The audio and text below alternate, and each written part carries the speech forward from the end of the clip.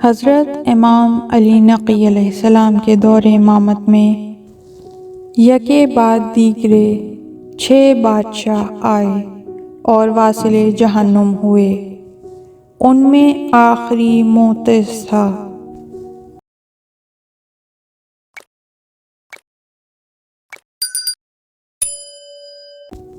موتز نے امام علیہ السلام کو شہید کیا اور کچھ ہی دنوں کے بعد خود بھی مر گیا۔ یہ خلفاء بڑی ذلت کی موت مرے۔ ایک اپنے بیٹے کے ہاتھوں مارا گیا، دوسرے کو اس کے بھتیجے نے قتل کر دیا، اور اسی طرح عباسی خلفاء تتر بتر ہو گئے۔ لیکن اس کے برعکس اہل بیت پیغمبر کے محبین، ان کے شیعہ کہ جنہیں یہ چن چن کر تہہ تیغ کیا کرتے تھے اور ان کے سروں کے مینار بنایا کرتے تھے، اس قتل عام کے باوجود ان محبین اور اہل بیت کے شیعوں کی تعداد میں معجزاتی طور پر اضافہ ہی ہوتا رہا۔ حضرت امام علی نقی اور امام حسن عسکری علیہ السلام کے زمانے میں انتہائی سخت حالات کے باوجود اہل بیت پیغمبر کے محبین کی تعداد میں روز بروز اضافہ ہوتا رہا اور وہ مضبوط سے مضبوط تر ہوتے گئے۔ حضرت امام علی نقی علیہ السلام نے 42 سال کی مبارک عمر پائی، جس میں سے 20 سال سامرہ میں بسر ہوئے، جہاں آپ کی کھیتی باڑی تھی، اور اس شہر میں آپ کام کرتے اور زندگی گزارتے تھے۔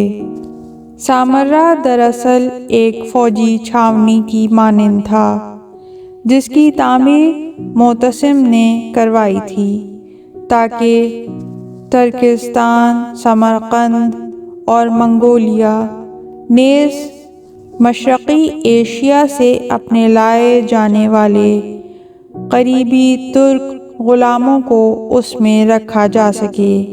البتہ یہ ترک آذربائیجان اور دیگر علاقوں میں رہنے والے ہمارے زمانے کے ترکوں سے مختلف تھے۔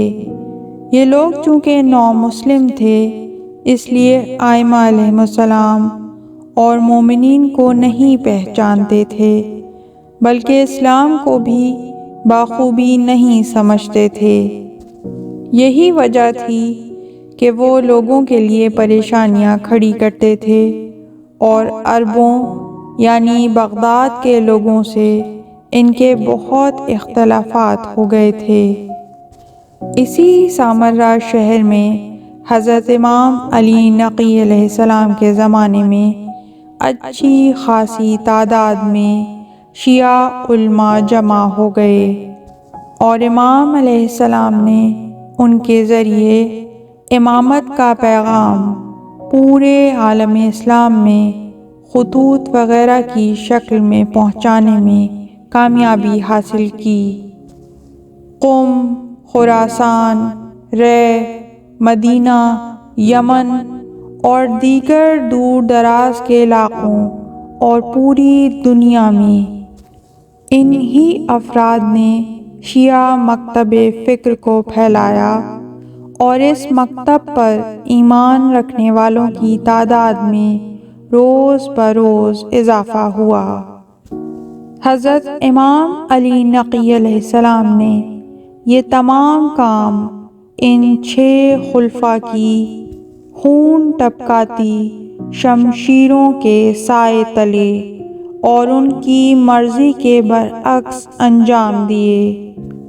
امام علی نقی علیہ السلام کی شہادت کے بارے میں ایک معروف حدیث سے، جس کی عبارت سے پتہ چلتا ہے کہ سامرہ میں اچھی خاصی تعداد میں شیعہ اس طرح سے اکٹھا ہو گئے تھے کہ دربار خلافت انہیں پہچان نہیں پاتا تھا، کیونکہ اگر وہ انہیں پہچان جاتا تو ان سب کو تہہ تیغ کر دیتا، لیکن چونکہ ان افراد نے اپنا ایک مضبوط اور خفیہ نظام بنا لیا تھا، اس لیے خلافت بھی ان لوگوں کی شناخت نہیں کر سکتی تھی۔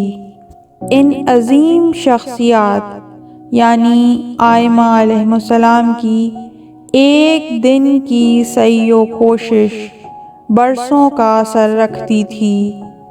ان کی مبارک زندگی کا ایک دن معاشرے پر برسوں تک کام کرنے والے ایک گروہ کی کارکردگی سے زیادہ اثر انداز ہوتا تھا۔ ائمہ علیہم السلام نے اس طرح دین کی حفاظت کی ہے، ورنہ جس دین کے علم بردار، متوکل، معتز، معتصم اور مامون جیسے افراد ہوں، اور جس کے علماء یحییٰ بن اقسم جیسے افراد ہوں جو دربار خلافت کے عالم ہونے کے باوجود انتہائی درجے کے فاسق و فاجر تھے، ایسے دین کو تو بالکل بچنا ہی نہیں چاہیے تھا، اور انہی ابتدائی ایام میں اس کی بیخ کنی ہو جانی چاہیے تھی۔ ائمہ علیہم السلام کی اس جد و جہد اور سعی و کوشش نے نہ صرف تشیع بلکہ قرآن مجید، اسلام اور دینی تعلیمات کا تحفظ کیا۔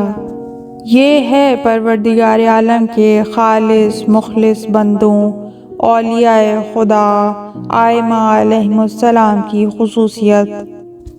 اگر اسلام میں ایسے کمر بستہ افراد نہ ہوتے تو 1200-1300 برسوں کے بعد اسے حیات نو نہ ملتی، اور وہ اسلامی بیداری پیدا کرنے میں کامیاب نہ ہو پاتا، بلکہ اسے دھیرے دھیرے ختم ہو جانا چاہیے تھا۔ اگر اسلام کے پاس ایسے افراد نہ ہوتے جنہوں نے پیغمبر اسلام صلی اللہ علیہ وآلہ وسلم کے بعد ان عظیم اسلامی تعلیمات کو انسانی اور اسلامی تاریخ میں معجزاً کر دیا، تو اسلام ختم ہو جاتا اور اس کی کوئی بھی چیز باقی نہ رہتی، اور اگر کچھ بچ بھی جاتا تو وہ اسلام کی اصل تعلیمات سے کوسوں دور ہوتا، یہودیت اور عیسائیت کی طرح، جن کی اصل تعلیمات میں سے تقریباً کچھ بھی باقی نہیں بچا۔ یہ کہ قرآن مجید صحیح و سالم باقی رہ جائے، حدیث نبوی باقی رہ جائے، اتنے سارے احکام اور تعلیمات باقی رہ جائیں، اور اسلامی تعلیمات 1000 سال بعد انسان کی وضع کردہ تعلیمات سے آگے بڑھ کر اپنے آپ کو ظاہر کریں، تو یہ غیر معمولی بات ہے، جو اپنے آپ میں ایک معجزہ ہے۔ البتہ اس عظیم کام کی راہ میں زد و کوب کیے جانا، اسیر ہو جانا اور قتل کیے جانے جیسی باتیں بھی ہیں، تاہم ائمہ علیہم السلام اسلام کی سربلندی کی خاطر کسی بھی قربانی سے دریغ نہیں کرتے تھے۔ ہمارا سلام ہو محمد صلی اللہ علیہ وآلہ وسلم اور ان کی پاک آل پر ہزاروں کروڑوں درود و سلام۔ اللہم صلی علی محمد وآل محمد، اللہم عجل لولیک الفرج۔ پروردگار قائم آل محمد، ہمارے زمانے کے علی کو اذن ظہور عطا فرما۔ اس طرح کی مزید تحقیقی، علمی اور تاریخی ویڈیوز دیکھنے کے لیے چینل کو سبسکرائب کیجیے اور بیل آئیکن پہ کلک کیجیے۔ ویڈیو کو لائک کریں اور کامنٹس کے ذریعے بتائیے کہ آپ کو ویڈیو کیسی لگی۔ اگلی ویڈیو تک کے لیے خدا نگہدار۔